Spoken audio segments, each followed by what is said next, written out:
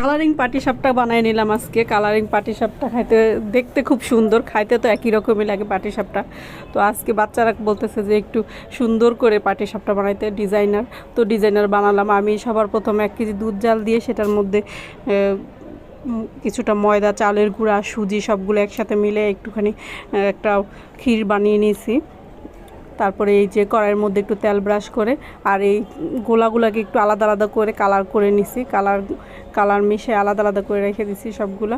পরে এইভাবে দেখানো পদ্ধতিতে আপনারা যেভাবে দেখতেছেন এগুলো তো আর বোঝানো যায় না, দেখে দেখে বুঝতে হয়। তো এইভাবে করে একটু দিয়ে পিঠাগুলো বানাই নিতে হয়। তো অনেক দিন পরে বানাইলাম পিঠাটা, ভালোই লাগতেছে। সবাই আসলে খুব মজা পাইছে। বাচ্চারা দেখতে সুন্দর, যেটা দেখতে সুন্দর ওদেরকে খাইতেও একটু ভালো লাগে, দেখে সুন্দর দেখে দেখে খায় আর কি। তো সেইটা ভালো লাগে আর কি। তো সবাই বানায় খাবেন, দেখতে ভালো লাগে, সবাই পছন্দও করবে বাড়ির সবাই।